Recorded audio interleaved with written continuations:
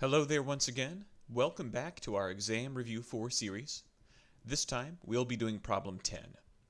The question says, a chemical compound has a half-life of 28.5 days. If you start with 100 grams of the compound, how much remains after 15 days?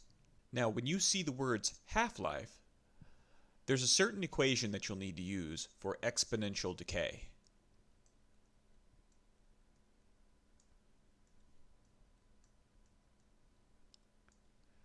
And I'm going to write the equation now, and then I'll show you what the letters mean.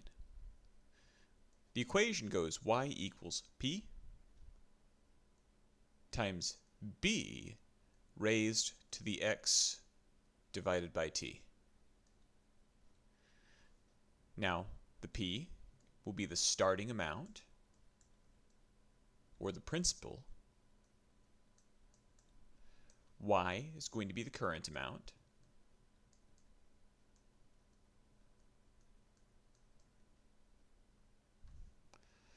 B is going to be the base.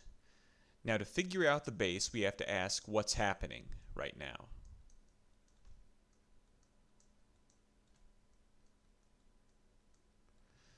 Now, the question says half-life. If you see the words half-life, that tells us that the starting amount should be cut in half in this amount of time, 28.5 days. So if you see half-life, the base will be 1/2. Now, if you see another question that mentions doubling time, then your base would be 2 instead, and that would be exponential growth. So this equation also works for exponential growth as well. If by some chance you see it talking about tripling, in that case your base would be 3. However, this time we'll be using 1/2. The x on the top is the time that has passed, and the t on the bottom is the half-life itself. Now that we have this, let's go through what we know. We are first told the half-life is 28.5 days again. So we'll say the t on the bottom is 28.5. We've started with 100 grams of the compound, so the principal amount is 100. And the time that has passed is 15 days. So we'll say x is equal to 15. And as we said before, the base is 1/2. You can also say 0.5 here, and that will work. So now, let's place all the numbers in the equation. We will have y equals 100 times 0.5 raised to 15 over 28.5. We can place this in the calculator directly, and we'll get 69.43 grams. That's still available after 15 days. Now we'll move on to part C of the question. How long until 35 grams of the compound remain? So once again, here is our general equation for exponential growth and decay. Let's go through what we know again.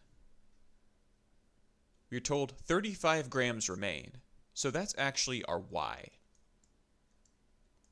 Our principal amount is still 100, just like before.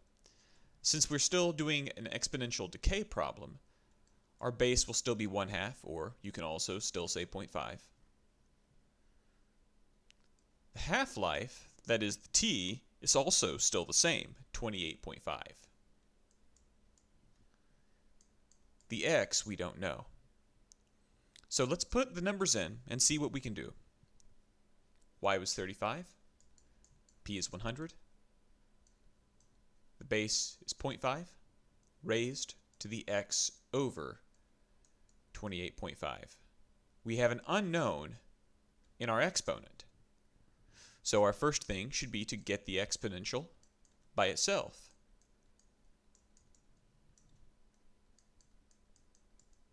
After we get the exponential by itself, we can take a log or ln, or natural log.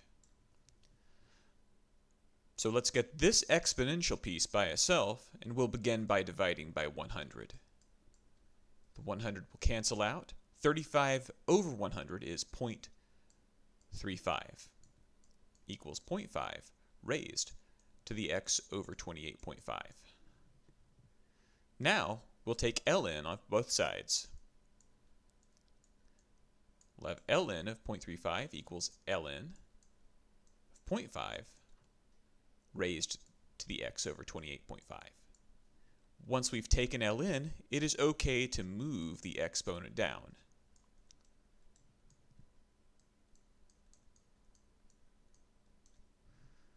So we'll move this fraction to the front of the ln. On the left, we'll still have ln of 0.35 equals the fraction x over 28.5. And now the ln 0.5 is going to move to the top of this fraction. So the top should say x times ln of 0.5. Now we're going to go for x. So next, let's multiply both sides by the 28.5 that's on the bottom. So if we multiply both sides by 28.5, we'll have 28.5 times ln of 0.35 on the left equals x ln 0.5. Now we can divide both sides by ln of 0.5.